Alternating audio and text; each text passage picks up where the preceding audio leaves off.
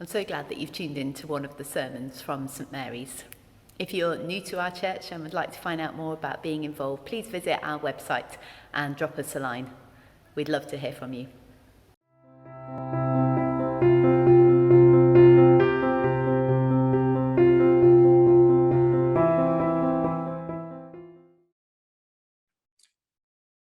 So the tabernacle was set up on the first day of the first month in the second year. When Moses set up the tabernacle, he put the bases in place, erected the frames, inserted the crossbars, and set up the posts. Then he spread the tent over the tabernacle and put the covering over the tent, as the Lord commanded him. He took the tablets of the covenant law and placed them in the ark, attached the poles to the ark, and put the atonement cover over it. Then he brought the ark into the tabernacle and hung the shielding curtain and shielded the ark of the covenant law as the Lord commanded him. Moses placed the table in the tent of meeting on the north side of the tabernacle, outside the curtain, and set out the bread on it before the Lord, as the Lord commanded him.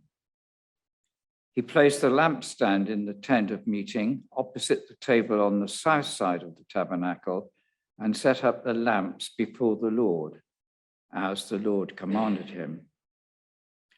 Moses placed the gold altar in the tent of meeting in front of the curtain and burned a fragrant incense on it, as the Lord commanded him. Then he put up the curtain at the entrance to the tabernacle. He set the altar of burnt offering near the entrance to the tabernacle, the tent of meeting, and offered on it burnt offerings and grain offerings, as the Lord commanded him. He placed the basin between the tent of meeting and the altar and put water in it for washing. And Moses and Aaron and his sons used it to wash their hands and feet. They washed whenever they entered the tent of meeting or approached the altar, as the Lord commanded Moses. Then Moses set up the courtyard around the tabernacle and altar and put up the curtain at the entrance to the courtyard. And so Moses finished the work. Then the cloud covered the tent of meeting, and the glory of the Lord filled the tabernacle. Moses could not enter the tent of meeting because the cloud had settled on it, and the glory of the Lord filled the tabernacle. In all the travels of the Israelites, whenever the cloud lifted from above the tabernacle, they would set out. But if the cloud did not lift, they did not set out until the day it lifted. So the cloud of the Lord was over the tabernacle by day, and fire was in the cloud by night, in the sight of all the Israelites during all their travels. This is the word of the Lord. Thanks be to God. May I speak in the name of the Father, and of the Son, and of the Holy Spirit. Amen.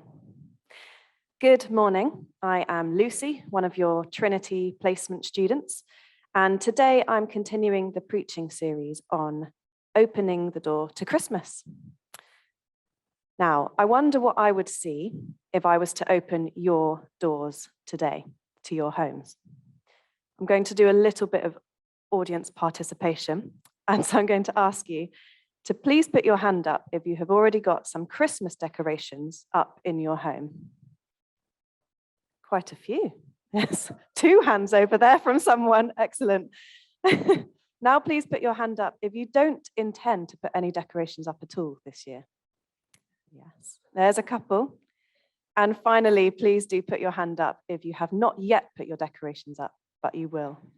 A fairly even mix between the first and last there. Lots of homes have very set traditions on when they put their decorations up, don't they?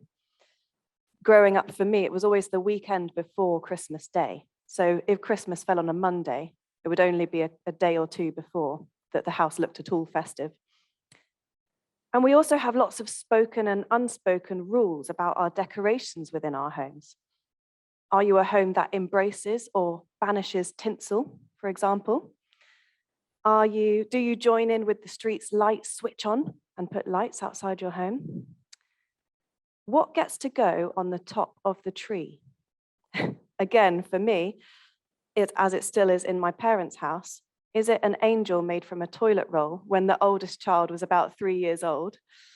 Or have you managed to promote something a little bit more stylish to that top spot, I wonder?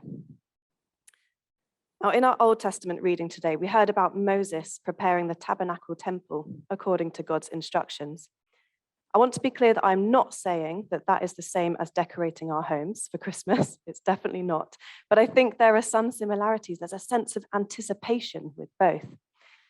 And today's gospel reading was about John the Baptist, sometimes referred to as John the Forerunner, because he paved the way, he prepared the way, he anticipated the coming Christ.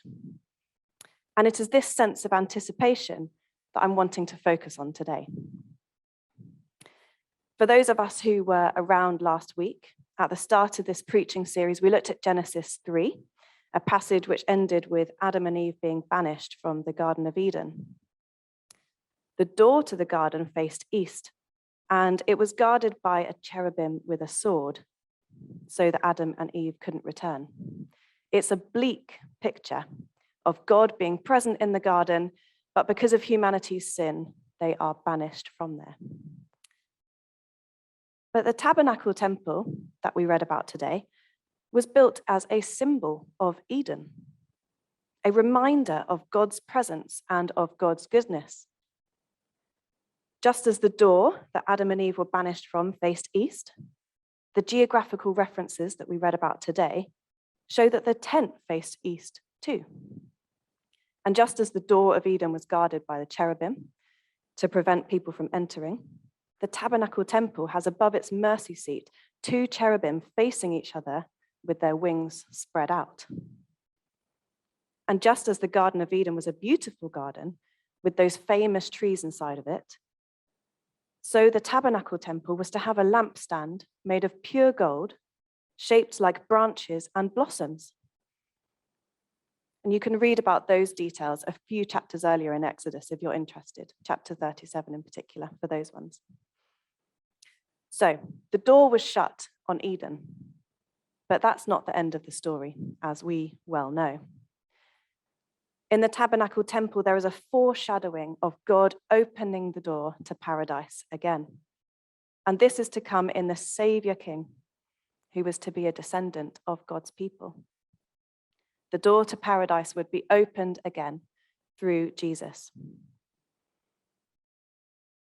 And in the wilderness, God instructed Moses to build this tent of meeting, a place where God would dwell among the people. And God's presence was known in a cloud, and this cloud would have fire in it at night. Night and day, the Israelites were aware of God's presence.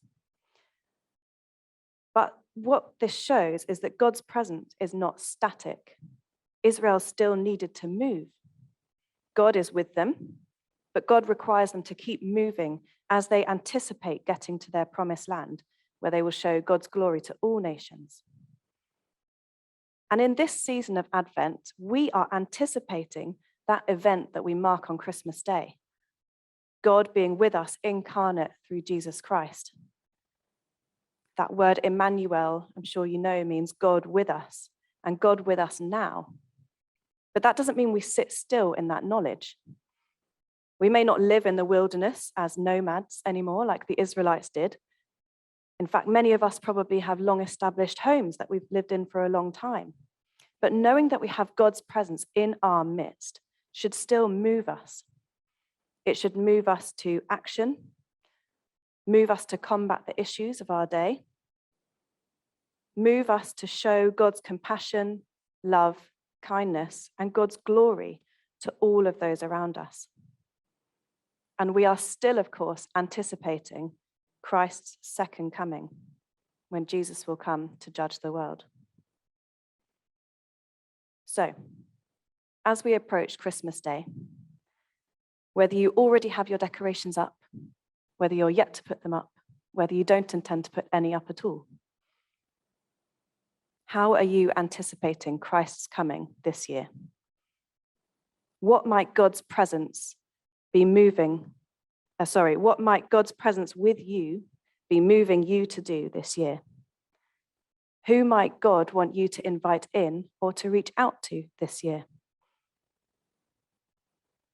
Whether there is a wreath on it or not, who or what are you opening your door to this Christmas?